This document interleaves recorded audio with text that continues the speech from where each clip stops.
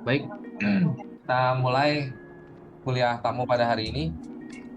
Kita perkenalkan dulu ya, Pak Luki dan Bu Lucy. Di sini adalah kelas senior kolokvium. Jadi student mechanical engineering yang hadir di kelas ini adalah student tahun keempat. Mereka masuk mulai semester 7 sekarang. Nah, kebetulan student ini melakukan uh, studi independen, dan saya minta mereka pilih topik secara independen, dan salah satu topik yang dipilih oleh student itu adalah tentang online gambling. Kemudian kita minta pendapat dari Pak Luki dan kemudian juga Bu Lucy mengenai topik ini ya, terutama terkait dengan efek psikologis dari online gambling. Lalu kemudian juga kita minta pendapat dari narasumber kita, Pak Luki dan Bu Lucy, bagaimana cara mengurangi efek dari online gambling ini, mengurangi efek psikologis dari online gambling. Kemudian itu juga saya mau memperkenalkan narasumber kita ya. Ada Pak Luki dan Bu Lucy. Jadi Pak Luki ini adalah salah satu stakeholders dari Mechanical Engineering. Ya, dia kawan-kawan saya juga dulu di Teknik Mesin ITB. S1-nya di ITB, kemudian S2-nya ambil jurusan hukum, magister hukum, kemudian S3-nya jurusannya ekonomi. Posisi Pak Luki berpindah-pindah. Terakhir saya dengar Pak Luki di Singapura, nggak tahu sekarang ada di mana ya. Kemudian Ibu Lucy ini background-nya dari psikologi, dan saya dengar juga Bu Lucy sedang dalam proses untuk menempuh studi S3 di bidang psikologi juga. Makanya saya pikir tepat saya undang mereka ya untuk membahas online gambling. Jadi Pak Luki nanti mungkin akan menambahkan diskusi terkait efeknya terhadap ekonomi, tapi Bu Lucy nanti fokusnya di bagian psikologinya. Oke. Tidak panjang lagi, saya serahkan materi presentasinya kepada Ibu Lucy dan Pak Luki. Silakan Pak. Baik, terima kasih banyak kesempatannya. Senang banget ketemu dengan teman-teman semua. Saya kebetulan sekarang di Jakarta, Pak Jati. Mak Bu Lucy ini di Kuala Lumpur. Ini kemarin di info bahwa kita kelasnya online, cocok nih. Jadi bisa saling melengkapi. Tapi mungkin secara hari ini lebih efektif begini mungkin ya, karena memang waktunya tidak terlalu panjang, dan mungkin sedangkan di sisi teman-teman mahasiswa, proyek ini kan memang proyek yang cukup serius, sehingga ya kami mungkin cenderung ke arah cerita umum. Kemudian nanti setelah kuliah juga masih boleh berhubungan dengan either saya atau Bu Lucy. Yang kebetulan kami suami istri, jadi kalian boleh menghubungi juga salah satu dari kami untuk misalnya nanti kita ada tahap-tahap berikutnya, implementasi dan lain-lain gitu mungkin ya. Nah, sedangkan presentasi atau kuliah pada siang hari ini urutannya kira-kira nanti akan saya menyampaikan garis besarnya, kemudian lebih baik langsung masuk ke sesi tanya jawab, atau mungkin sebelum sesi tanya jawab nanti Bu Lucy bisa menambahkan.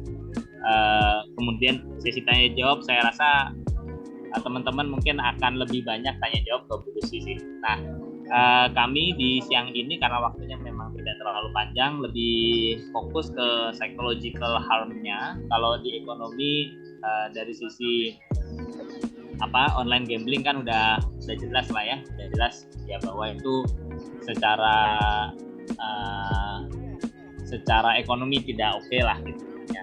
Jadi kita mungkin menurut saya lebih fokus di sini, nggak apa-apa. Oke, kita mulai dari definisi utamanya dulu. Gambling, kemudian juga ada addiction, ada pathological gambling yang nanti hal ini lebih detailnya bisa didiskusikan juga atau ditambahkan oleh Bu Lucy.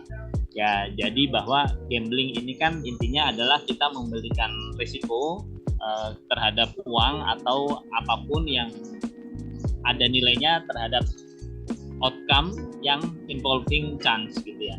Sedangkan chance-nya kita nggak tahu gitu. seberapa besar, seberapa kecil. Nah itulah basis dari gambling itu sendiri. Kemudian ada addiction, yaitu chronic relapsing illness evidenced by continued use of substance atau engaging behavior despite health and social consequences. Nah, perlu saya tambahkan sedikit bahwa ketika S3 saya lebih fokus ke behavioral economics, sehingga ya kurang lebih hal-hal ini juga menjadi kajian di dalam keilmuan itu, terutama gini, kalau bedanya behavioral economics dan psikologi sebetulnya dasarnya sama, yaitu kita melihat dan mengotak-atik mungkin ya terkait dengan pola pikir, perilaku manusia. Perbedaannya kalau di psikologi pendekatannya adalah bahwa setiap individu itu unik gitu. Jadi treatment ke satu orang dan orang lain itu berbeda. Sedangkan behavioral economics kita berusaha melihat kesamaan dari antar individu itu. Nah, sehingga treatment cenderung ke treatment yang sifatnya massal ya, atau sosial masif gitu. Oke, ini definisi kalian juga pasti paham lah kurang lebih. Kemudian jenis-jenis dari gambling kurang lebih sama, tinggal ya sekarang di online kan. Apa sih yang perbedaan utama antara online dan tidak online gitu ya? Ya kalau online intinya sih sebenarnya bisa dilakukan oleh siapapun kapanpun kan gitu ya.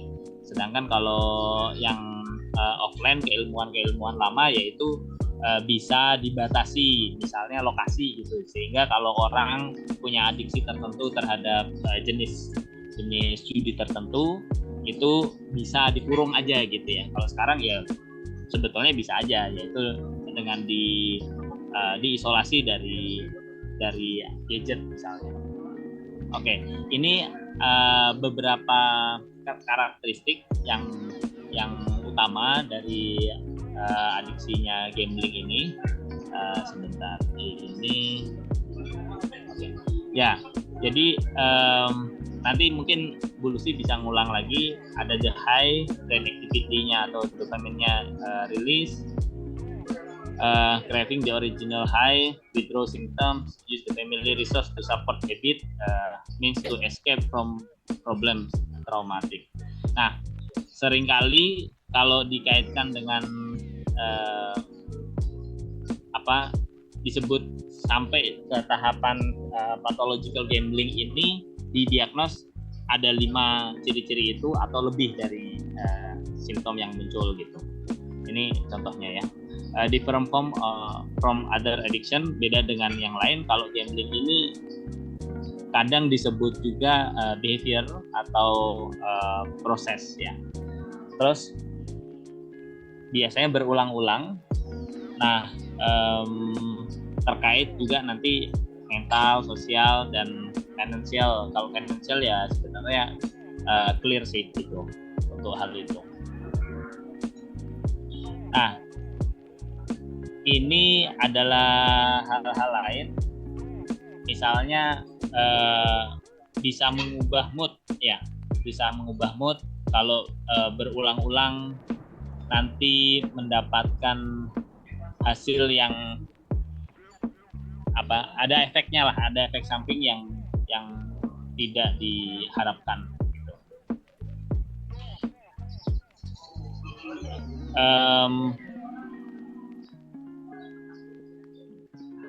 Halo Bu Lucy? Iya. Oke, Bu Lucy, mungkin untuk hal ini bisa ditambahkan ya, silakan. Addiction. Oke, nah kalau di gambling ini kan permasalahannya kita itu nggak bisa mendeteksi ya. Kalau misalnya adiksi terhadap alkohol gitu ya, itu kan bisa dicium nih dari aromanya gitu. Nah kalau ini kan nggak kelihatan, sehingga memang agak sulit untuk mendeteksi secara langsung. Nah yang seringkali jadi masalah, kemudian akhirnya keluarga jadi berantakan, kadang tempat tinggalnya juga sampai digadaikan dan seterusnya. Nah, dan juga sangat berisiko terhadap aksi suicide. Gitu. Nanti kalau Bu Lucy mau menambahkan langsung boleh potong juga ya Bu Lucy ya. Suaranya masuk ya? Masuk. Oke. Nah, risiko-risikonya ya biasanya memang terkait dengan emosional, baik itu stres, rasa-rasa kesulitan, kemudian karena ada harapan menang yang luar biasa sehingga dia terdistraksi dari banyak hal lain gitu. Sehingga itulah yang seringkali menjadi pengabaian gitu. Nah, permasalahan lain ini seringkali terjadi tidak hanya tua muda dan juga genders ya. Tapi walaupun penelitian nanti kita ada beberapa data yang menunjukkan sebetulnya ya ada kecenderungan tertentu, tapi pada dasarnya memang dengan sekarang aksesibilitasnya cukup tinggi melalui online, jadi bisa terjangkit ke siapapun gitu, karena mudah kan dijangkau ya.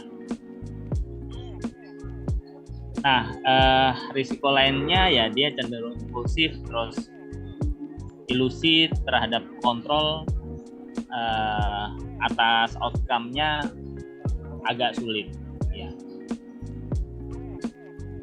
Ini adalah beberapa simptom dari yang ada. Silakan Bu Lucy.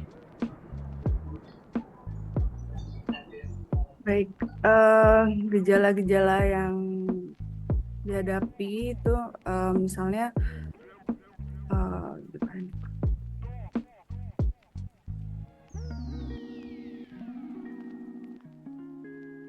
saya cerita sendiri dulu ya Mas, tambahan yang sebelumnya kali ya Pak ya? Boleh. Oke. Jadi kapan sih disebut kecanduan tuh ketika sudah bermasalah ya, terganggu kehidupannya, terus relationnya, atau dia udah tidak bisa ngontrol lagi kesehariannya, itu bisa masuk jadi ke kecanduan. Nah, kecanduannya ini nanti ada screeningnya juga, itu ada lagi nanti alat tesnya. Nah, ketika kayak misalnya tadi disebutkan kalau misalnya di dalam DSM itu diagnostik and statistik manual, M-nya apa ya? Nah, jadi kategori ini udah masuk gangguan atau belum sih gitu. Nah, itu biasanya di dalam DSM ada. Nah, kebetulan kecanduan online ini, judi online ini udah masuk nih. Di DSM 4 ada, di DSM 5 juga ada. Nah, kapan sih itu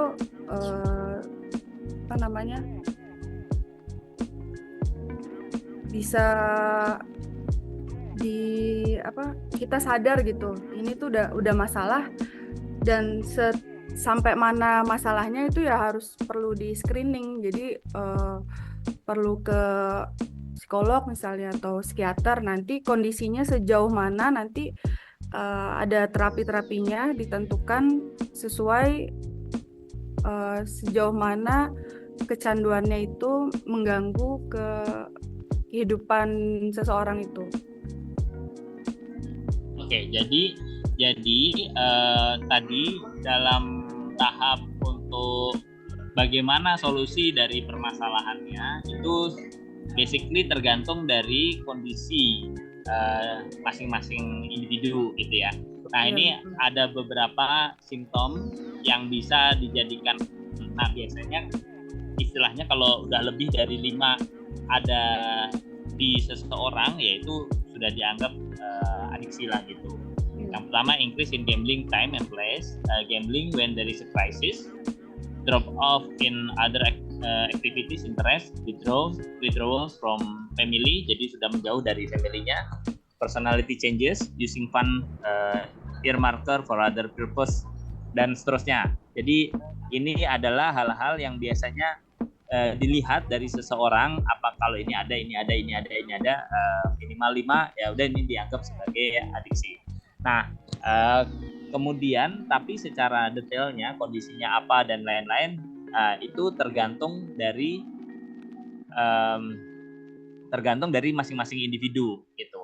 Nah, sebelum masuk ke situ, kita coba sampaikan dulu ini data yang ada. Ini contoh kasus di Australia bahwa 15% dari Australian itu yang melakukan gambling itu 10%-nya diklasifikasikan menjadi problem gambler. Kemudian ada yang moderate risk lah yang dia lakukan gitu.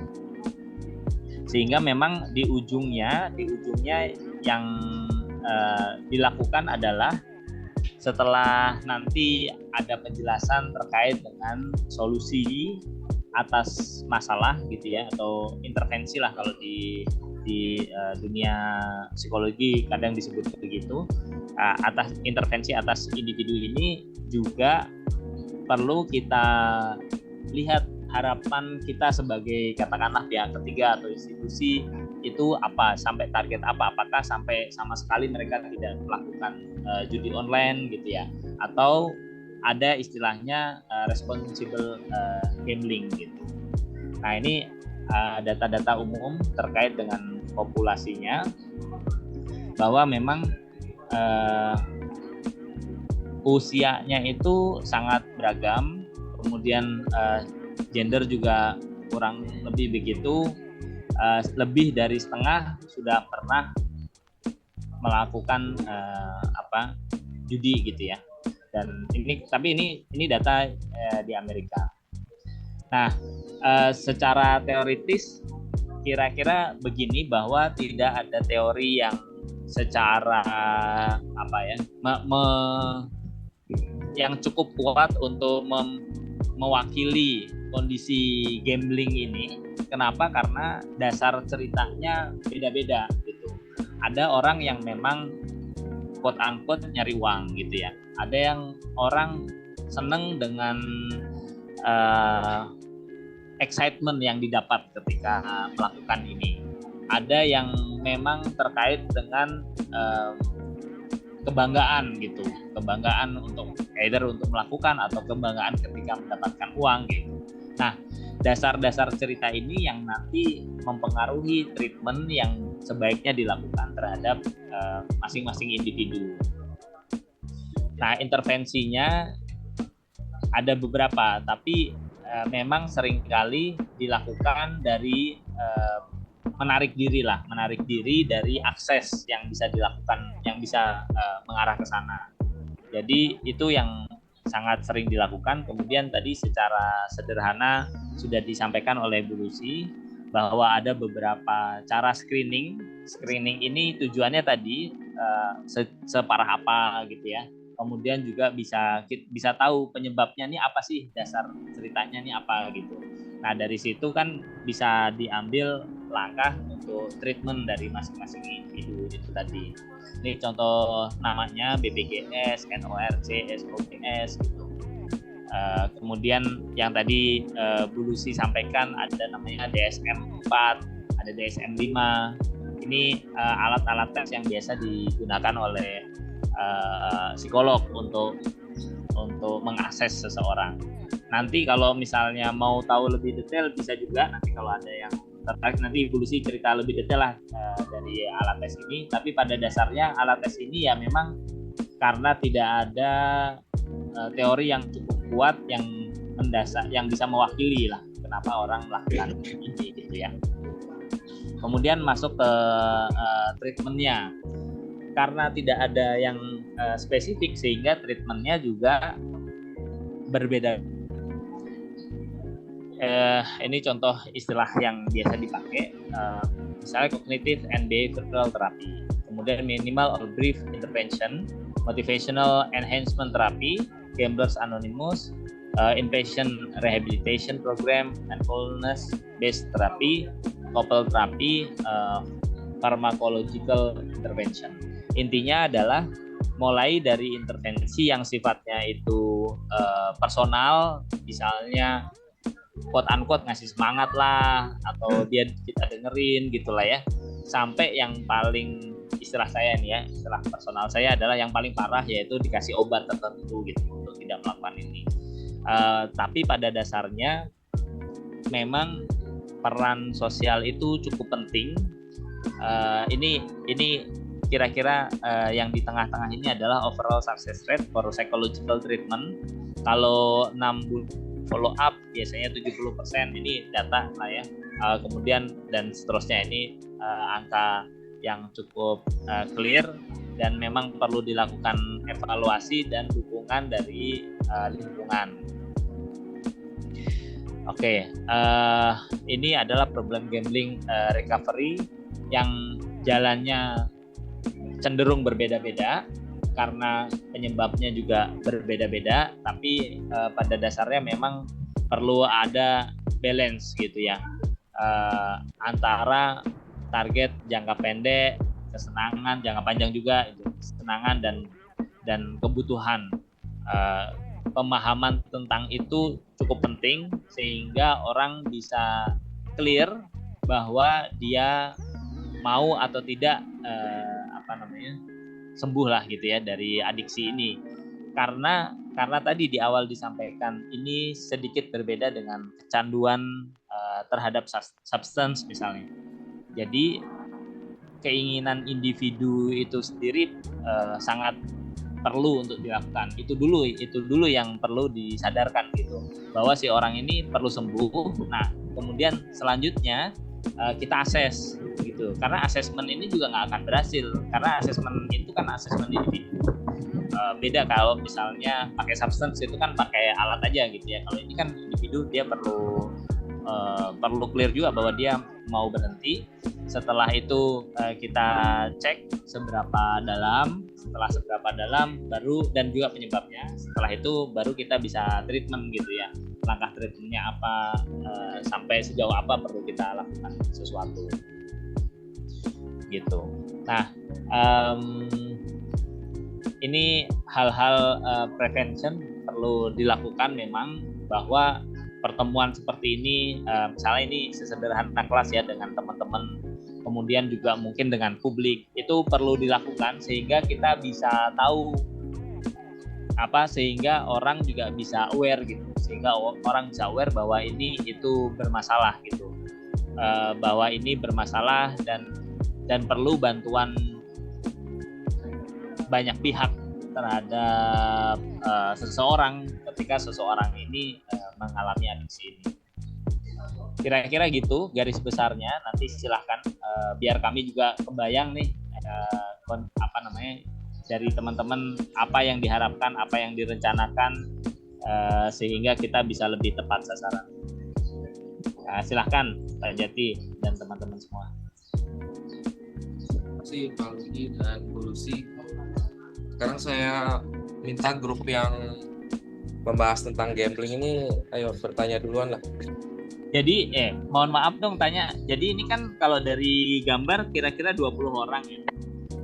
Dari 20 orang dibagi kelompok gitu ya, atau gimana sih konsepnya? Ya, dibagi kelompok. Sebetulnya ada 5 kelompok. Per kelompok itu 3 orang. Oke. Nggak sampai 20 sih, di bawah 20 sebetulnya. Oke. Jadi hanya salah satu kelompok aja yang membahas tentang online gambling, dan mereka sedang mencari solusi bagaimana caranya mengurangi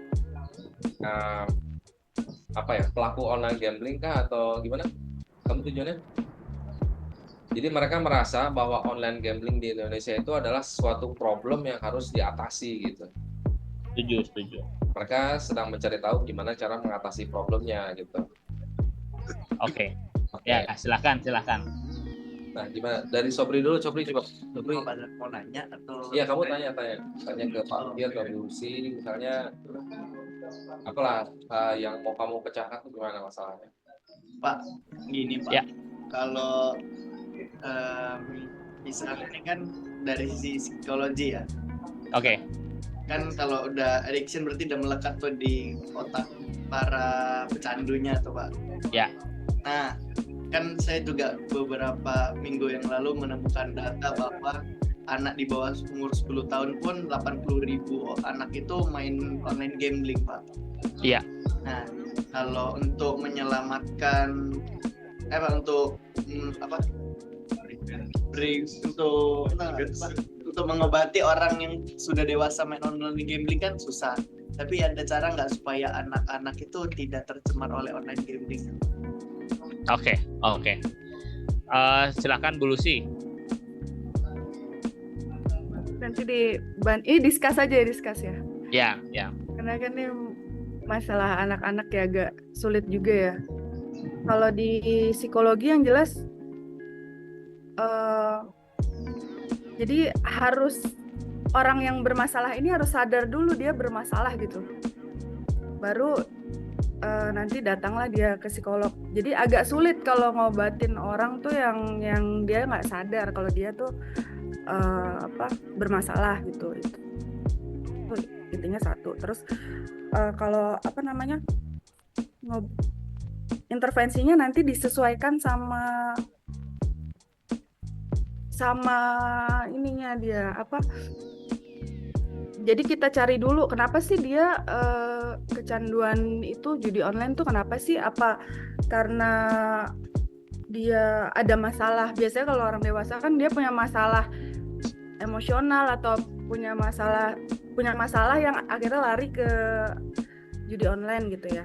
Tapi kalau anak-anak ini apa sih yang anak-anak dapat gitu dari judi online, kenapa dia ngulang lagi, kenapa dia seneng gitu. Misalnya aku menang terus, coba deh ini terus, atau mungkin lingkungan kan bisa aja dari mana aja gitu, coba-coba atau dikasih tahu temennya gitu. Ya kalau untuk dikuranginya sih paling yang seperti Pak Luki tadi coba jelaskan ya, kayak misalnya diadakan seminar bahwa ini berbahaya, atau nanti penyuluhan ke sekolah, orang tua dan lain sebagainya kalau untuk anak-anak ya. Kalau untuk yang dewasa ya mungkin karena lebih personal lagi sifatnya ya harus ke expert gitu. Oke. Tambahan sedikit, ini adalah istilah dari responsible gambling. Istilah ini sering ada kalau di luar negeri karena gambling boleh kan dilakukan. Ya. Permasalahannya gimana caranya tidak merugikanlah orang lain dan juga dirinya sendiri tentu. Jadi misalnya bahwa jangan pinjam uang untuk gambling. Don't let gambling interfere with or become a substitute for family, friends, or work. Artinya kan kalau misalnya harus milih nih, misalnya karena kondisi-kondisi itu kan memang kalau gambling sering gitu, harus milih nih, jangan sampai mengorbankan yang lain lah gitu. Don't chase losers, chances are you will lose even more trying to recover your losses. Jadi kalau misalnya ini yang sering terjadi kan, jadi kasusnya kan gini, mungkin teman-teman juga sama, apalagi kalau digital gitu kan. Kalau digital ini kan kalau online gitu, online gambling kan lebih konyol lagi sebenarnya. Si si alat itu kan bisa di set apapun. Yang kalau kita lihat dia kayak sering gitu, itu kan bohongan sebenarnya. Dari akhir kita bisa set dia menang apa kan bisa. Nah biasanya 2-3 kali main pertama dia menangnya perkalian memang. Kalau dia naruhnya angka kecil, misalnya 50.000, nanti dia dapat 500.000, dapat 100.000, 700.000, angkanya sekitar itulah. Nah, saya nggak tahu teman-teman udah survei apa belum, tapi saya rasa kalau di Indonesia angka yang dimainin segitulah gitu. Biasanya di awal-awal. Terus nanti habis itu dia hilang duit 100.000, 50.000, asal pencet. Dia hilanglah 3 juta misalnya. Terus dia rasa wah dia harus balik nih duit nih, pencet lagi gitu. Jadilah dia hilang mungkin habis 3 juta ya dia dapatlah 300.000 ya. Wah lagi bagus nih anginnya. Terus pencet lagi, habislah 10 juta gitu. Nah ini yang dimaksud dengan don't chase losses, karena memang triggering itu tuh nanti muncul kan gitu ya, untuk mengembalikan losses-nya gitu. Don't use gambling as a way to cope with emotional or physical pain. Jadi kalau bosen main gambling, atau sakit atau apapun lah yang dirasakan terus mainnya lari ke gambling, itu dianggap tidak responsible. Know your personal risk factor ini sebelum masuk ke anak-anak ya, karena ngomongin anak-anak ya. Understand that you'll probably lose and accept the loss as part of the game. Think of the money you lose as the cost of your entertainment. Consider any money you win is a bonus. Jadi angkanya nggak boleh angka untuk nyari uang lah gitu. Set a dollar limit and stick to it. Latihan untuk stick terhadap komitmen itu, dan set time limit and stick to it. Leave when you reach your limit, whether you winning or losing. Nah, dari sini sebenarnya kita bisa tarik ya ke anak-anak. Memang salah satu permasalahan di Indonesia, di kita lah ya, mungkin di negara lain juga sama, tapi ini permasalahan yang kita hadapi yaitu komitmen, termasuk komitmen terhadap waktu, terhadap uang, dan seterusnya. Ini memang PR yang cukup besar. Selain akses ya, akses terhadap judi online itu sekarang terlalu mudah. Contoh paling gampang, nonton bola ya, nonton bola karena anak-anak ini lebih sering lihat YouTube sehingga dia nggak punya TV kan. Kalau sekarang bola hanya disiarkan di TV, kalau online harus berbayar, kecuali akses-akses yang mereka miliki kan gitu ya. Terus nanti setiap di waktu-waktu tertentu muncullah itu pilihan gitu. Udah pilihannya gampang, cara masangnya gampang, sehingga aksesnya memang mudah sekali. Jadi yang pertama menurut saya pribadi ya, memang akses itu perlu diperjuangkan, tapi karena itu memerlukan pihak yang jauh lebih besar, sehingga setidaknya awareness terhadap itu perlu dibangun gitu ya. Awareness terhadap orang tua bahwa anak ini dengan sangat mudah bisa terpapar gitu.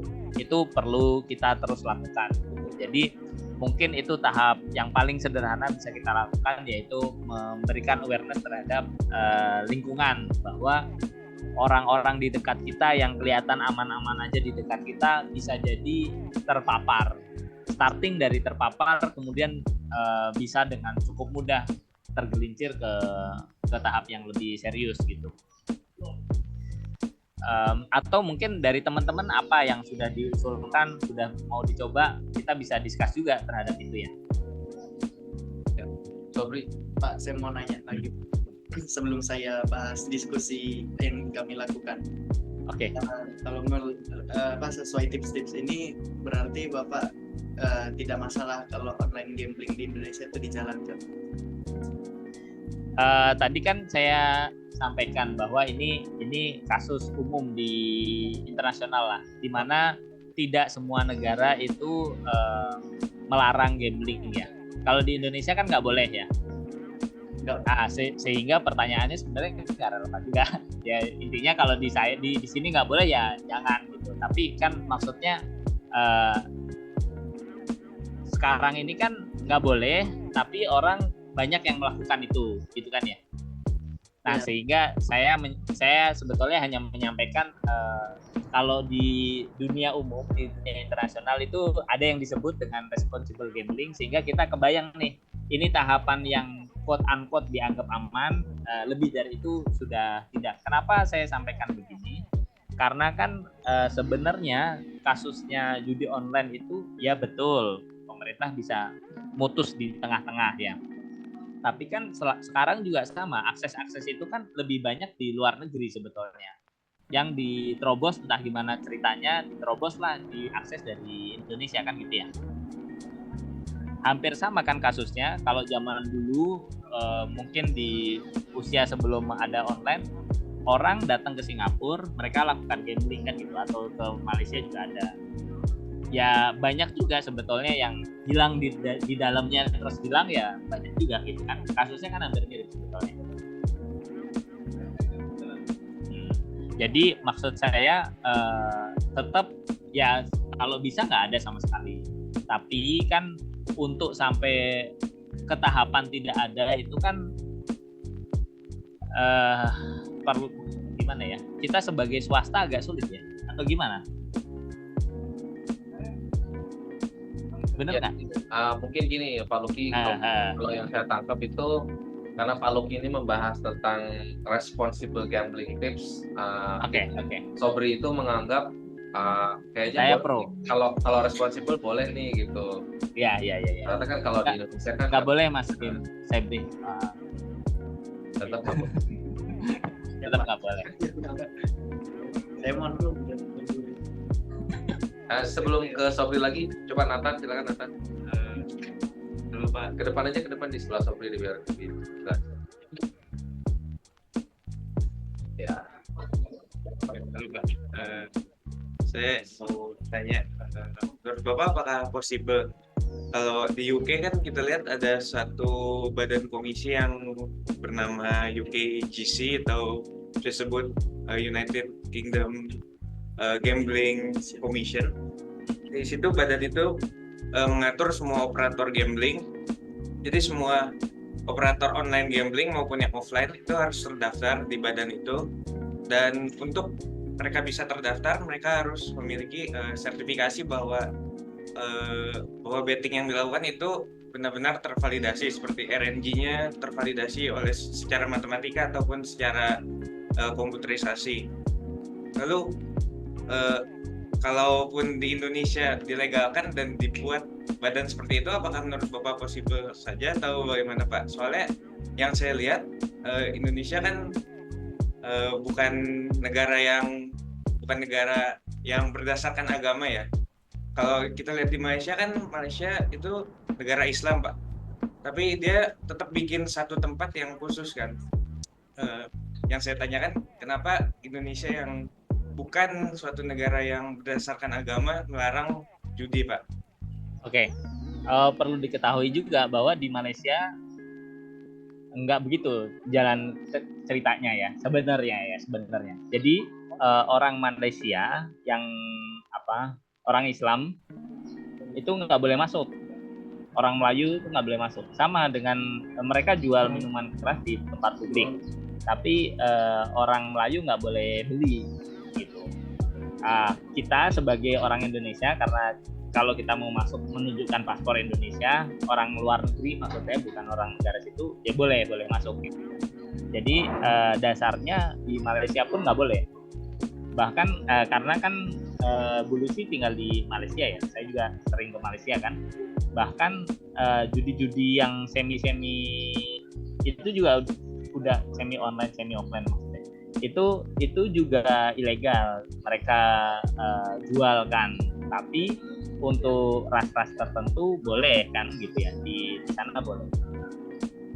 Itu kasus Malaysia. Kalau Singapura ya memang yang tadi disampaikan, yang Mas sampaikan itu cocok lah untuk kasus di Singapura, karena memang mostly Chinese juga kan, jadi nggak ada kaitan dengan agama secara langsung gitu. Nah, kalau di Indonesia menurut saya dikelirkan dulu dari awal apakah memang tidak boleh. Kalau memang tidak boleh ya berarti komisi itu tidak relevan ya. Nah, pertanyaannya adalah bagaimana cara kita memutus akses. Kalau misalnya memutus akses itu bisa dilakukan secara teknis misalnya, ya mungkin itu perlu dikeraskan, walaupun tidak bisa 100%, tapi aksesnya tidak semudah sekarang kan gitu ya. Kalau sekarang kan mudah sekali. Artinya memang tahapan awal si akses ini perlu sedikit dipersulit lah, setidaknya terhadap anak-anak.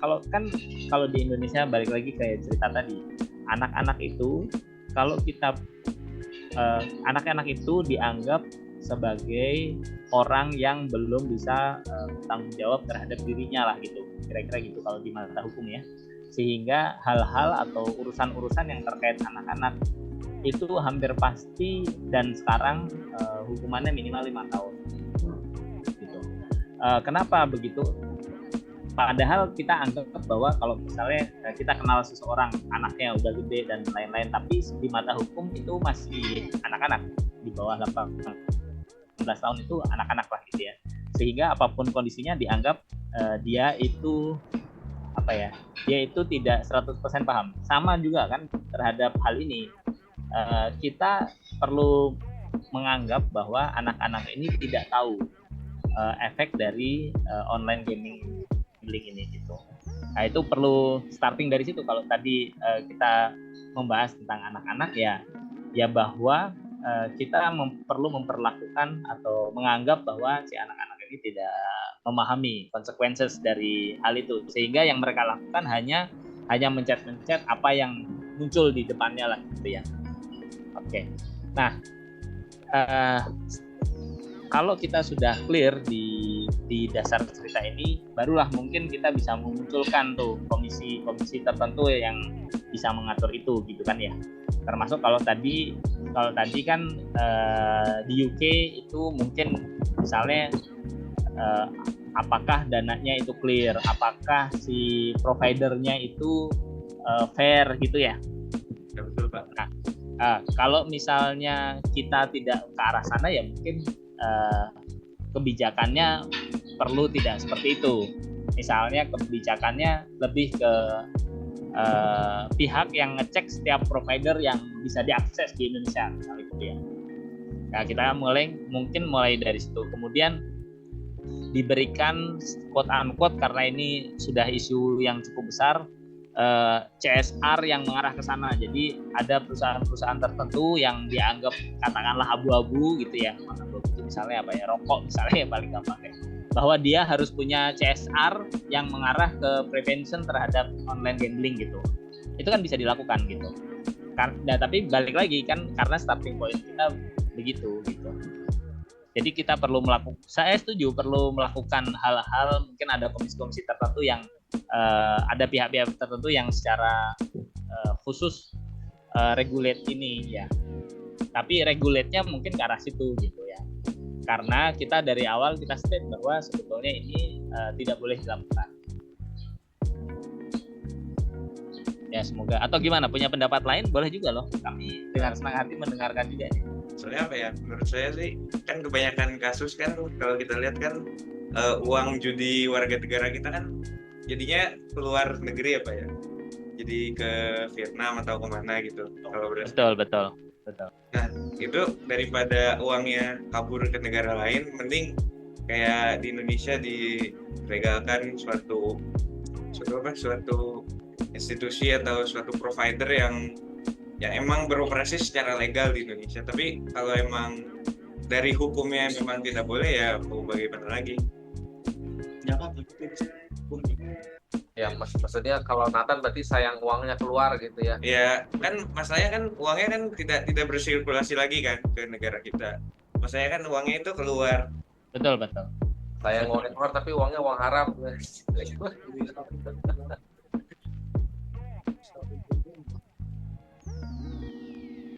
Betul.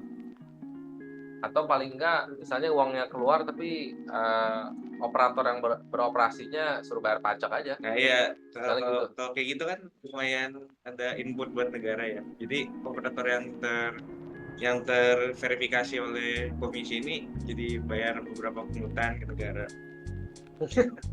Sama Kan dengan melegalkan biar juga sebenarnya.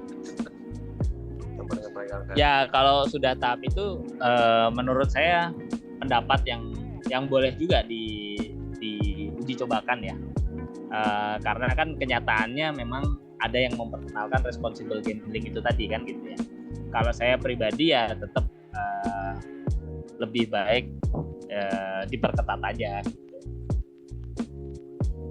Kenapa ya, karena ini kalau menurut saya karena yang dewasa pun belum siap sih, apalagi yang anak-anak gitu. Kalau di kita ya maksudnya bisa jadi standar pendidikan istilahnya lah ya, atau awareness terhadap future atau long term plan misalnya, kita kan belum cukup baik ya. Mungkin di banyak negara itu cukup baik sehingga bisa memperlakukan ini bukan kayak tadi, bukan pencari kerja tapi untuk hiburan misalnya, karena kan hampir sama kayak main game kan. Ya soalnya menurut saya sih kalau online gambling itu secara entertainment kurang ya Pak. Soalnya kalau orang offline gambling itu kan ada interaksi antar manusia, jadi bisa social factor atau apa. Iya. Terus saya kalau orang main online gambling tuh sangat-sangat salah dan orang nggak ada kerjaan gitu. Tapi banyak loh Mas yang di Indonesia kita ini online gambling karena dia perlu bahan cerita sama teman-temannya. Terus kadang patungan ya. Udah pernah dengar patungan online gambling? Oh belum. Kalian perlu masyarakat nih. Iya. Patungan nanti berapa kalau menang di luar negeri juga banyak lakukan itu, tapi di Indonesia pun begitu. Mungkin uang 200.000 ada yang nyumbang 20.000, 50.000 gitu kan ya, 4 orang atau 5 orang. Itu banyak gitu. Banyak kejadian begitu juga. Saking memasyarakatnya tuh.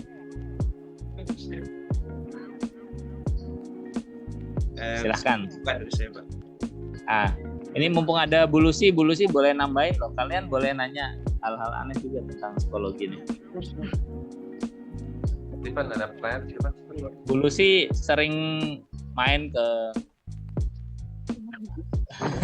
rumah sakit jiwa, ke penjara, dan lain-lain lah ya, yang mungkin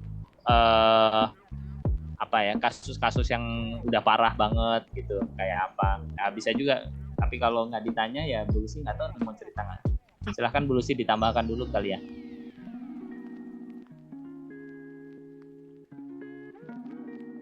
Tambahkan, paling nanya yang kalian lakukan tuh apa sih?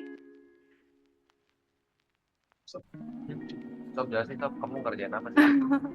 Jadi gini Bu, kita itu mengambil masalah problem online gambling di Indonesia, kan itu cukup problematik ya, karena banyak juga ya tingkat kriminalitas tuh juga meningkat gara-gara itu. Kayak contoh, orang stres skala gambling, banyak yang rampok lah biar bisa duitnya, ada lagi buat judi, terus ada yang berita polwan bakar suami gara-gara judi online, Bu, tahu kan? Nah itu kita mencari solusi untuk menyelesaikan masalah online gambling ini, untuk menghilangkan problematiknya ini di Indonesia gitu, Bu. Jadi kita mencari solusi, kan Kominfo udah coba blokir website, tidak efektif, masih muncul lagi. Sudah coba kirim SMS ke warga-warga, apalagi itu tidak efektif sekali. Nah, jadi kita sudah mencari alternatif solusi lain yang bisa dilakukan untuk memberantas judi online gitu. Oke. Terus solusinya apa? Udah ada ini, udah kebayang apa?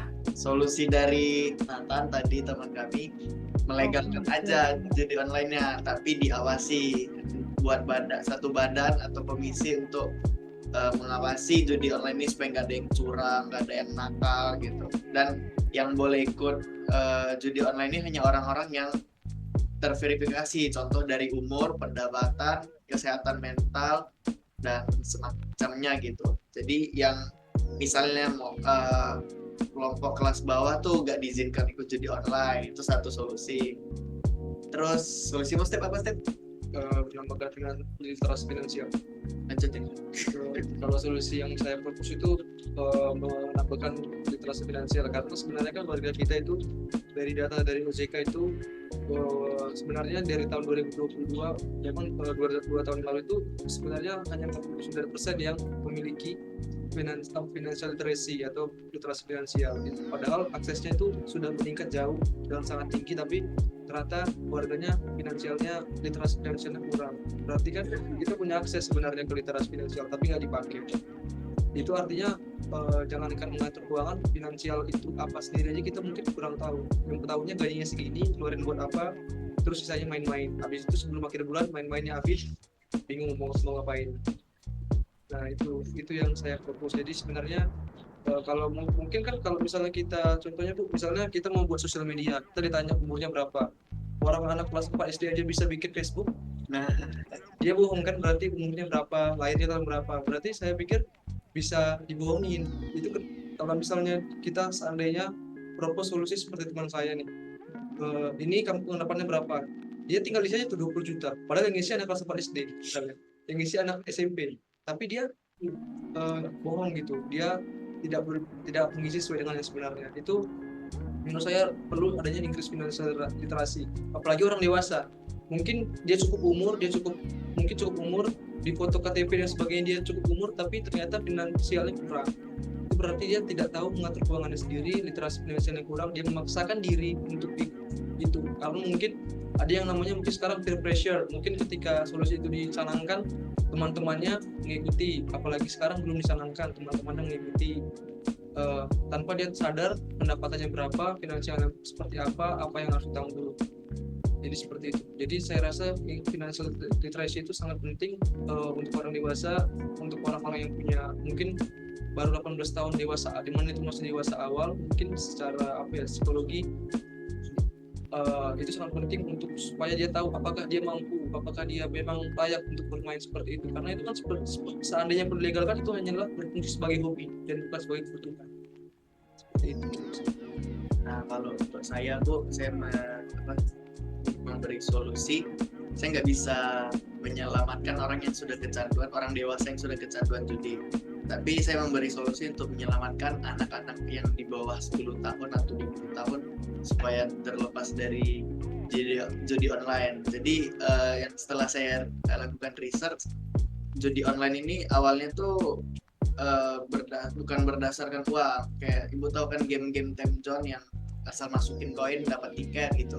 Nah itu kan juga sistem judi, cuman karena nggak mengeluarkan uang atau itu kan buat senang-senang, jadi orang merasa itu normal. Jadi karena anak-anak mulai menormalisasikan kayak game gacha, game Mobile Legends kan gacha gitu, dapat hero SS Plus, bayar duit cash. Nah itu kan juga termasuk judi sebenarnya, cuman karena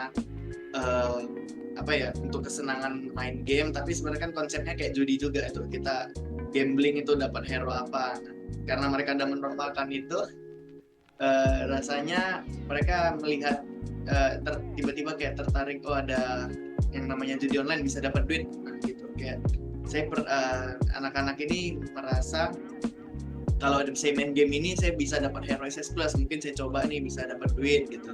Jadi kan mereka menormalisasikannya, jadi coba-coba awalnya, lama-lama ketagihan. Jadi yang saya ajukan itu mengeban sistem-sistem judi online di game-game, sistem-sistem konsep-konsep judi di game-game untuk anak kecil gitu, supaya bisa menyelamatkan mereka nggak ngikutin judi online. Jadi itu ada 3 solusi dari kami. Hebat sih, hebat solusinya. Yang terakhir kami nggak kepikiran. Memang saya juga mungkin generasinya udah belum waktu itu belum sampai secanggih itu yang Pak Jati waktu kita muda dulu ya. Jadi nggak bisa lihat bahwa oh iya itu memang salah satu titik masuknya kebiasaan terhadap judi online ini ya. Karakter-karakter yang muncul secara random ya, kalau kita beli sesuatu gitu kan ya. Ya benar sih. Nah kemudian ini ada beberapa hal ya, karena memang kondisi intinya memang meningkatkan awareness terhadap lingkungan itu penting ya. Memang tadi ke anak-anak itu poin yang istilahnya paling utama lah perlu kita lakukan gitu ya. Tapi social awareness ini juga memang penting. Masalah SMS tadi belum terbaca dengan baik, belum tersampaikan dengan baik, yaitu itu tahap awal lah gitu ya. Tapi memang perlu diingatkan. Contoh misalnya istilah yang di tengah bawah ini, they don't look like problem gamblers. Tapi ini tadi istilahnya problem gamblers lah. Tapi misalnya bahwa mereka itu tidak seperti tukang judi gitu ya. Terus misalnya istilah bahwa sekali milih apa gitu ya, sekali pilih random berarti penjudi misalnya. Kalau di Indonesia kan istilah penjudi masih kurang baik lah gitu. Di agama juga ada. Jadi mungkin pendekatan dengan istilah-istilah yang reluctant itu juga cukup efektif sebetulnya. Kemudian awareness tadi oke banget, baik dari finansial termasuk juga dari psychological, bahwa perlu dipahamkan dan perlu diinformasikan kira-kira apa yang bisa dilakukan oleh keluarga ketika mengetahui saudaranya atau siapapun di lingkungannya itu sudah kecanduan atau mungkin sudah main gitu ya, sudah main. Harusnya starting ketika mereka memasukkan uang di situ itu udah salah sih. Menurut saya itu udah starting salah. Termasuk juga ketika anak-anak itu kalau saya sebisa mungkin cukup strict bahwa anak-anak kalau bisa game apapun tidak boleh memasukkan uang di situ.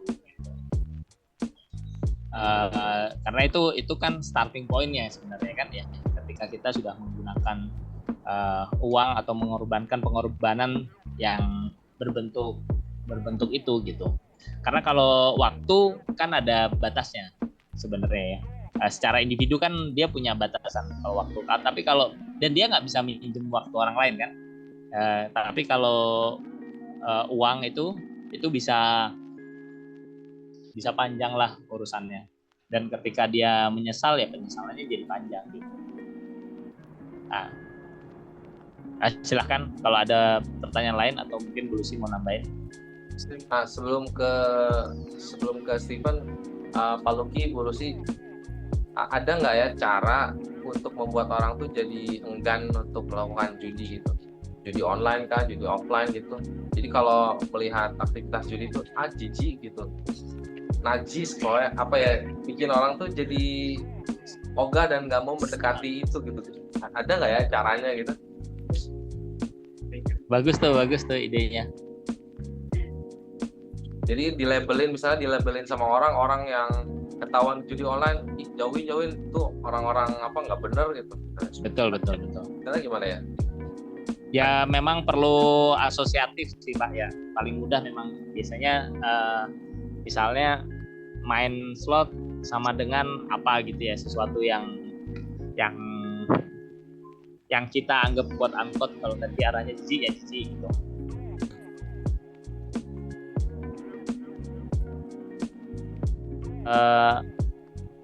Biasanya atau bisa pakai itu Pak, apa nudge kayak yang Bapak itu.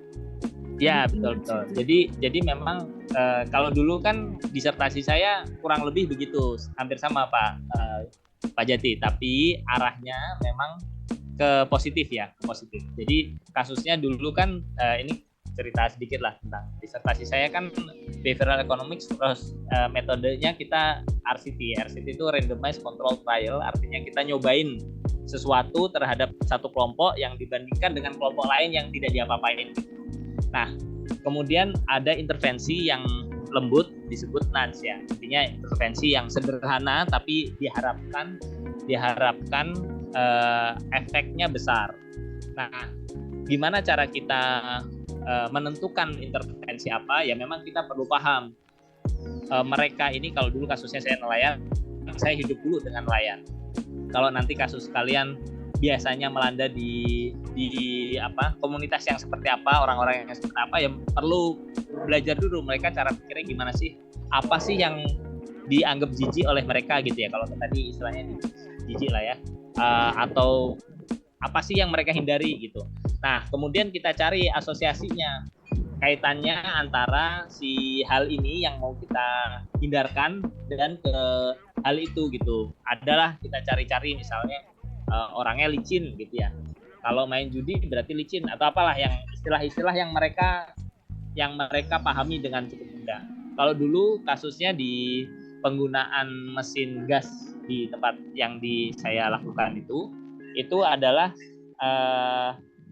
mereka itu takut pakai mesin gas karena kata orang mesin gas ini mudah meledak gitu ya, terus nggak ada gunanya gitu. Jadi dulu kita lompatkan kalau pakai mesin gas ini berarti sukses, orangnya sukses gitu. Seperti yang lain dianggap sudah sukses. Jadi tulisannya gini, pakai BBG seperti yang lain, sukses seperti yang lain, sukses pakai BBG seperti yang lain. Jadi bahwa kalau pakai atau kayak mesin gas itu, BBG itu menjadi sukses seperti orang lain. Kenapa kita tambahkan sukses? Karena itu kata yang mudah dibandingkan misalnya reliable gitu ya. Kata-kata yang secara umum kita pakai tapi tidak digunakan oleh mereka. Kemudian kenapa ditambahkan seperti orang lain? Karena social normnya itulah yang menjadi challenge bagi mereka. Jadi mereka kata orang di desa sana ada yang meledak, di kabupaten sana ada yang meledak, ada yang bermasalah di tengah laut gitu. Jadi kita dorong biar dia terinformasikan juga bahwa banyak orang-orang di luar sana yang berhasil ketika dia melakukan sesuatu yang kita harapkan. Biasanya gitu sih Pak Jati memang. Tapi idenya bagus banget tuh. Tinggal cari nanti asosiasinya bagi mereka itu kayak apa. Memang ini perlu waktu sih untuk memahami lah, atau enggak ngobrol aja sama teman-teman yang agak terbuka. Sebenarnya banyak sih sekarang, karena banyak banget ya kasus yang sedang dihadapi ini banyak. Jadi orang-orang yang mau berhenti, dia mau membagikan ceritanya, atau perkawanan, sebenarnya yang saya lihat paling banyak karena satu akses itu tadi, aksesnya hanya lewat hal-hal seperti itu. Yang kedua ya karena teman-temannya melakukan itu, jadi dia seperti mau nggak mau ikut lakukan itu gitu. Diajak patungan, kalau diajak patungan nggak mau, terus mau gimana? Ya dia dijauhin juga sama temennya. Ya. Tambahan mungkin bisa juga dipakai di tulisan-tulisan di sekolah ya, misalnya kamu keren kalau ikut olimpiade misalnya, yang bagus-bagus gitu. Jadi memotivasi si anak buat melakukan hal-hal yang positif gitu. Tapi ini ya Bu Lucy, Pak Luki, ada satu asosiasi yang secara natural terjadi, itu nggak usah pakai nudge. Misalnya semua orang tuh paham simbol kemapanan orang tuh punya kijang Innova Diesel misalnya gitu. Itu kan kebanyakan orang setuju ya, nggak perlu dikasih nudge gitu, naturally aja muncul gitu. Nah kalau untuk judi online itu possible nggak ya jadi natural gitu, labelingnya tuh atau asosiasinya jadi natural, kita nggak perlu intervensi gitu. Ada possibility ke arah sana nggak ya? Oke. Kalau kondisi sekarang sih kayaknya berat ya Pak. karena accessibility-nya terlalu mudah ya. Atau mungkin kita balik lagi. Misalnya kondisi sekarang deh, apa sih yang dianggap keren? Misalnya beli Tesla gitu ya, atau apa ya, BYD sale gitu sekarang ya, atau apa? Yang kayaknya mahasiswanya nggak relate Pak kalau kijang diesel.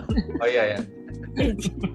Oh ini yang motor 2 tak kayaknya relate kayaknya. Two-stroke engine.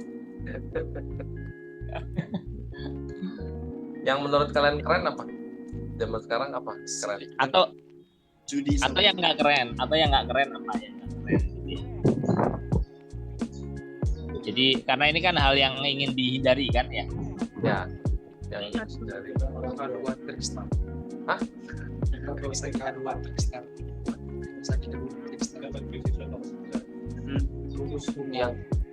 yang ingin dihindari apa? Yang ingin dihindari? Kuliah 5 tahun. kuliah MI 5 tahun. Oh, kuliah 5 tahun. S1 4 tahun kali, 3 tahun gitu.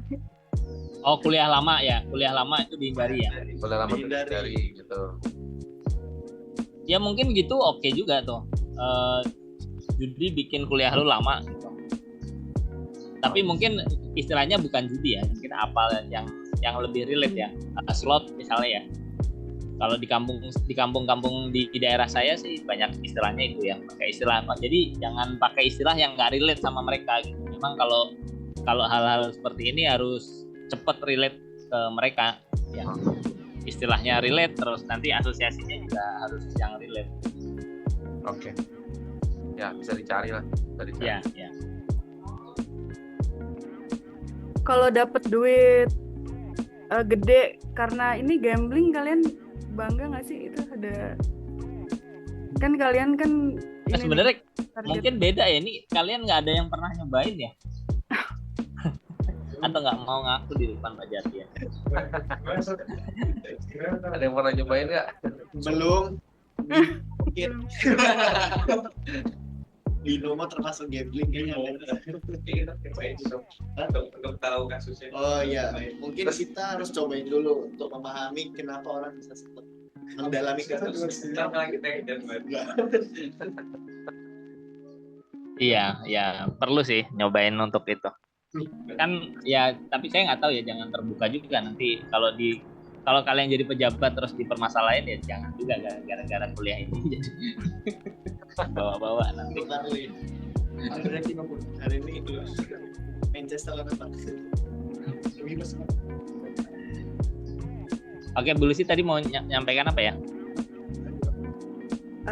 Kan kalau anak zaman sekarang tuh biasanya targetnya tuh misalnya sepatu bagus apa bagus. Nah itu kalau dapatnya dari gambling mereka terpuaskankah atau malukah, terbebankah atau bagaimana gitu buat generasi sekarang. Berarti dikasih label sepatu hasil slot hina gitu. Tapi itu kalau satu circle yang begitu bisa, kalau satu orang doang nggak bisa. Kalau bisa, Kalau satu circle tuh bisa tuh. kalau satu circle ya. Satu circle banyak gitu. Tapi kalau misalnya ngasih label gitu sih, yang nas gitu, kalau misalnya satu circle-nya yang bilang gitu, ya mungkin bisa sih. Tapi kalau satu orang doang, terus yang lain itu, yang satu orang tuh pendem. Makanya kena peer pressure. Tapi maksudnya Bulus itu mau coba tanya ke kalian, andai kata kalian mau beli barang yang mau kalian pakai sendiri gitu, beli sepatu kah atau smartphone gitu, kalian bisa punya rasa bangga nggak kalau beli itu hasil dari judi online misalnya atau judi gitu? Bangga enggak, Bisa. Sir. Bangga enggak, tapi senang aja, Sir. Maksudnya kalau punya tuh mungkin awalnya seneng ya, tapi jangan sampai orang tahu gitu. Jadi nggak bangga juga. Maksudnya senang punya barangnya, tapi kalau jangan sampai orang tahu alasannya. Berarti enggak bangga, tapi kalau punya barangnya senang. Karena barang dia. Ya, tapi orang nggak perlu tahu dapatnya dari mana. Oh,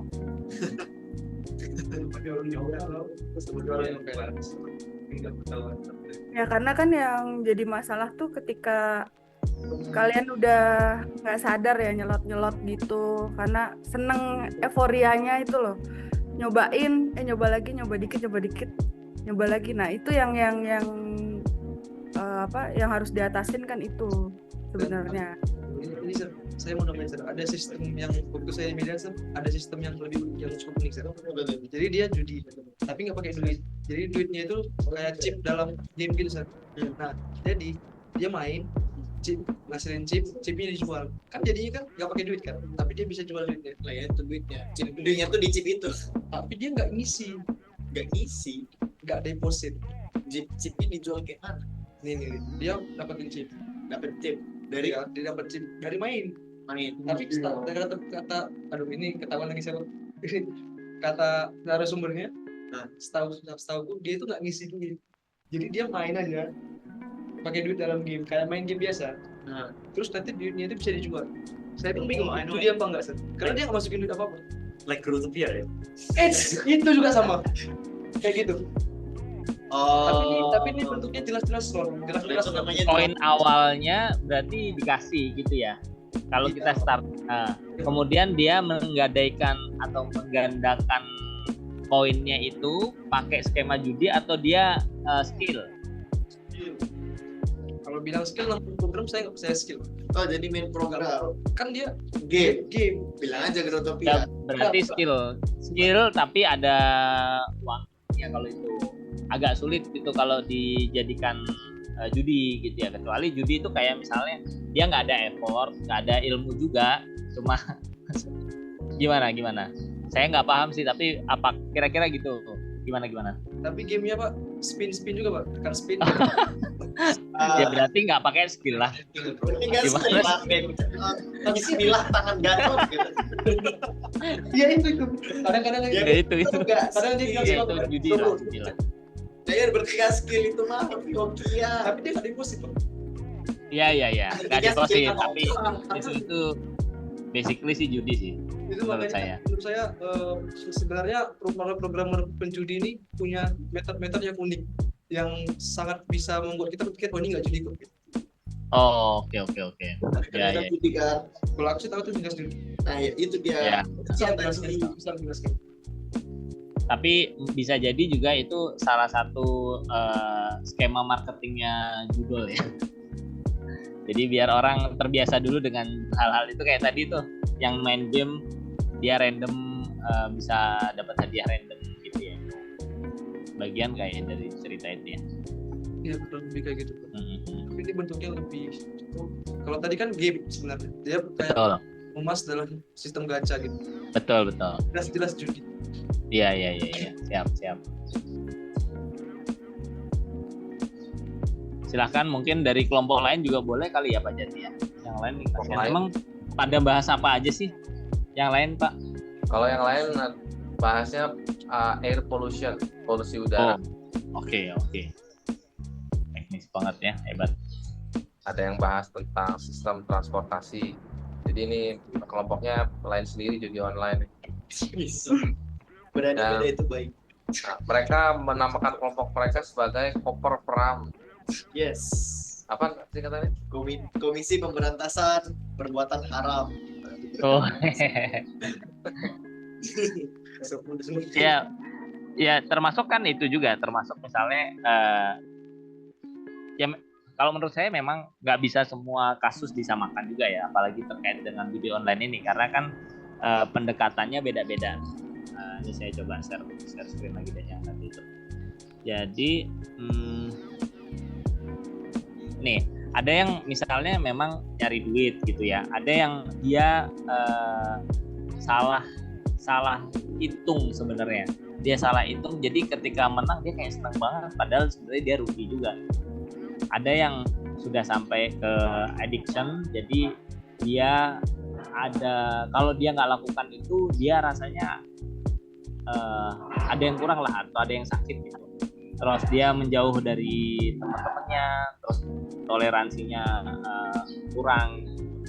Kemudian ada yang memang kegiatan dia sukanya nyari sensasi ya, risk taking trades, terus dan hal-hal seperti situlah, sampai yang masuk ke arah.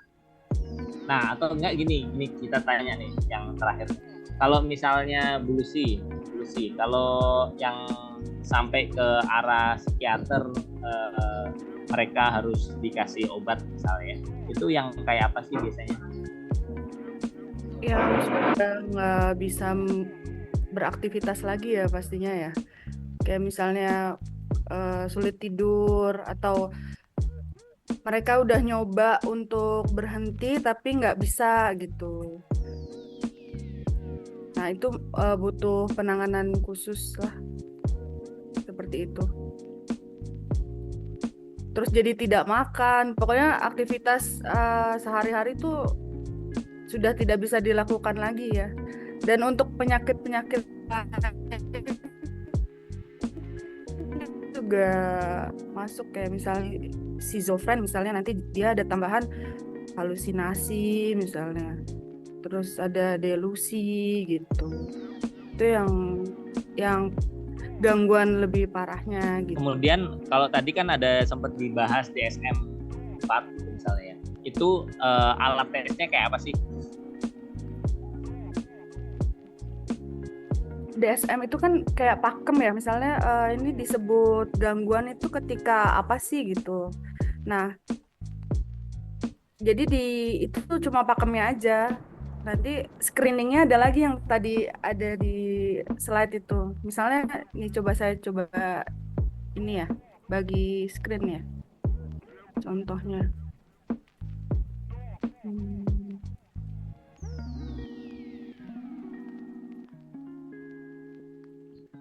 Kalau dari teman-teman ini proyeknya berapa lama Pak Jati? Sampai akhir semester aja. Oh, oke. Jadi saya hanya minta mereka untuk memikirkan solusinya lah, tapi tidak melakukan riset ke lapangan, survei gitu, nggak sampai ke sana.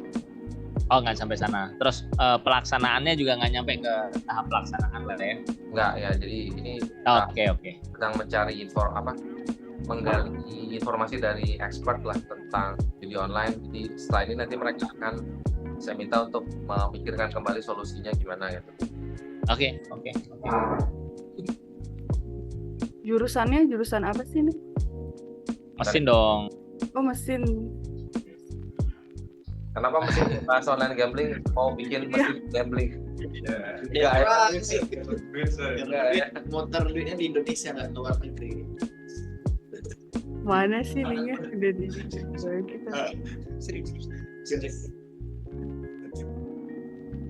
Udah ke share screen-nya kok. Bu Lucy? Ya ini apa? Ini screeningnya kayak gini, misalnya main kartu pakai uang not at all, less than once a week, apa once a week or more gitu, atau apa nih pakai spot, bet on sport. Nah nanti dijumlahin, terus ada juga nih uangnya seberapa banyak. Nah terus nanti kalau oke ada kategori kayak gini nih, maksimum 20. Nah nih ada interpreting the score. Jadi kalau 0 berarti dia nggak masalah, 1 sampai 4 some problem with gambling, 5 ke atas berarti udah pathological gambler gitu. Jadi menurut saya ini juga salah satu solusi yang bisa kalian lakukan, bikin alat tes versi Indonesia gitu misalnya ya, versi judi online di Indonesia. Karena memang riset tentang judi online itu belum terlalu banyak gitu. Ini yang ada ya gambling umum aja sebetulnya, gambling yang konvensional. Jadi alat bagaimanapun kan kayak tadi ya disampaikan bahwa memang nggak ada teori yang secara spesifik dianggap sangat kuat mewakili kasus-kasus yang ada.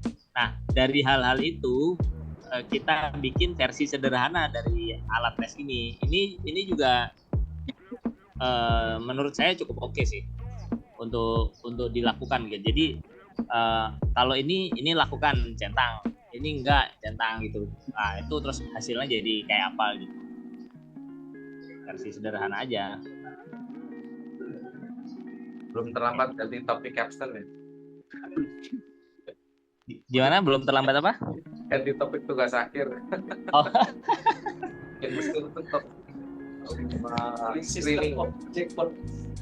Screening system for online gambling in Indonesia. Berapa? Sistem. Jadi kamu bisa bikin sistem, bukan ini kan ngejawab pertanyaan ya.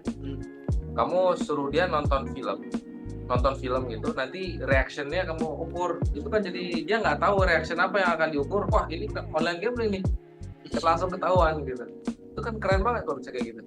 Itu ada pakai machine learning jadinya. Nah kalau mau pakai machine learning, nanti kamu mesti mengumpulkan orang yang jelas-jelas kecanduan gambling. Dijadiin sampel. Dia bisa bentuk ekspresi wajah. Iya, jadi nanti dilihat matanya itu berkedip berapa kali ngelihat adegan tertentu. Wah ini jelas parah nih. Tapi ya intinya possible ya Pak Luki ya, maksudnya kita bikin versi yang dari sisi mechanical, dari sisi mechatronics, dari sisi artificial intelligence, bisa tuh dibuat alat ukurnya. Iya. Ini udah ke tahun keempat ya. Tahun keempat ya. Nanti bisa bablas sampai PhD bisa tes tentu. Ya, sampai menyelesaikan masalahnya. Iya. Menyelesaikan Kalau masalahnya. ini tambahan misalnya, kalau dari saya pengalamannya tuh orang-orang yang kan pernah internship di Polda Metro Jaya, jadi ada pengalaman sama yang masuk ke sana tuh karena judi online ini gitu. Nah mereka lebih ke pekerjanya yang memang kena buru polisi gitu. Jadi jadi ada sisi itunya juga, kalau mereka tuh sebenarnya nggak tahu juga melakukan itu, misalnya disuruh ini ntar dia dapat uang segini gitu. Kalau banyak yang masuk, banyak juga dia bonusnya gitu. Itu tambahan aja sih. Iklan dan referral lah gitu intinya, ya kan? Mempromosikan terus ada link referralnya ya. Nah, mereka ini yang sekarang memang sudah cukup banyak lah dicari, apalagi kalau ada yang lapor. Jadi kalian harus hati-hati juga kalau melakukan riset lebih advance. Endorse. Jangan sampai mengendorse slot misalnya, bisa kena pasal nanti kalian. Iya, kesempatan pasar. Udah sampai. Dan itu banyak loh di kampung-kampung yang mereka dapat duitnya dari endorse itu gitu. Karena kan yang penting dapat duit ya. Ya. Saya mau nanya lagi sih. Ya, Jadi, itu bisa dijerat kasus pun banyak yang nggak tahu. Steven mau tanya apa lagi? Ini Pak, saya mau nanya Oh ya silahkan. dari pandangan hukum. Kan itu saya pernah baca itu ada undang-undangnya. Ini benar nggak Pak? Valid nggak bahwa sebenarnya pelaku judi online itu pelakunya bukan pekerjanya ataupun bukan bosnya itu bisa ditangkap. Kalau dia misalnya dia main di kafe terus ketahuan nih sama mungkin ada polisi yang lihat dia gitu, terus ditangkap, itu memang bisa valid kan? Dia main apa? Karpet. Judi online. Oh, judi online. Iya, tapi kan masalahnya kalau ini kan agak berbeda dengan misalnya sabung ayam gitu ya. Kalau sabung ayam kan dia orang dianggap semua yang ada di situ ya pemain aja kan. Nah, sedangkan kalau judi online kan dia bisa aja terus dihapus screen-nya, digeser gitu ya. Tapi nggak maksudnya. Tapi kalau Nah, kalau tertangkap basah melakukan judi online itu bisa ditangkap ya Pak Lutfi? harusnya bisa sih Pak. Cuma ya memang masalahnya banyak yang abu-abu kayak tadi diceritakan itu. Ya. Kamu mau coba ya? Dia nanya gitu kayaknya mau nyoba. Ya makanya hati-hati, jangan pakai email sendiri. Wah, dikasih tahu triknya. Dari saya kan. Tapi sebenarnya lebih efektif ketemu sama yang langsung, terus nanti konsep kalian apa. Kalau misalnya diginiin kira-kira ngaruh nggak gitu. Mereka open kok, lebih banyak yang open.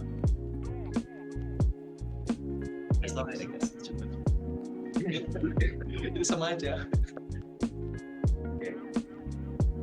Pak Luki, Bu Lucy mungkin bisa kita beri paragraf penutup mungkin ya untuk diskusinya. Silakan dari Pak Luki atau Bu Lucy. Oke, dari saya dulu. Yang pertama, makasih banyak teman-teman sudah bersedia untuk mengambil topik ini. Ya, ini topik yang saya sangat setuju. Ini tema sangat besar di tahun-tahun inilah untuk negara kita. Menurut saya permasalahannya karena kita tidak terbiasa dengan membuat rencana jangka panjang gitu, sehingga kita hanya short sighted aja gitu, mikirnya pendek-pendek aja. Yang penting ini dapat duitnya, ada duitnya, aman nih 10.000 diiniin gitu. Nggak bisa mikir memang kayak tadi solusi terhadap financial planning awareness misalnya, atau kalau yang dari kami adalah psychological harm awareness gitu. Itu kan hal-hal yang jangka panjang, itu memang perlu disodorkan ke depan, dan saya sangat setuju kalau yang anak-anak ya apapun ceritanya itu harus dihindarkan dulu gitu ya. Nah, terima kasih sekali lagi, terima kasih atas kesempatannya juga teman-teman, termasuk juga yang tidak mengambil topik ini dan sudah bersedia menyimak. Terima kasih banyak. Silahkan mungkin dari Bu Lucy. Tambahannya ya terima kasih banyak kesempatan yang diberikan buat diskusi tentang ini gambling ini. Kita sama-sama belajar yang jelas, dan tetap semangat ya. Topiknya menarik, emang sangat sangat berbahaya banget ya ternyata efeknya ke depannya. Selama ini kan kita nggak kelihatan namanya kecanduan judi online ini kan nggak gitu kelihatan gitu. Beda sama yang nabza yang benar-benar secara physically itu kelihatan banget gitu. Dan alkohol dan segala macam tuh yang memang udah jelas. Nah ini hal baru yang memang boleh jadi sangat catchy lah buat dinaikin. Keren. Semoga good luck lah ya, lancar. Udah. Ya. Pak Kemudian Jati. Iya, penutup Ya. tapi ya jangan lupa dikait-kaitkan sama mechanical engineering ya. Itu kan Pak Jati juga dulu disertasinya aneh-aneh juga, jadi tapi selesai juga. Jadi belajar tuh sama Pak Jati gimana cara ngaitkan dengan mechanical engineering-nya.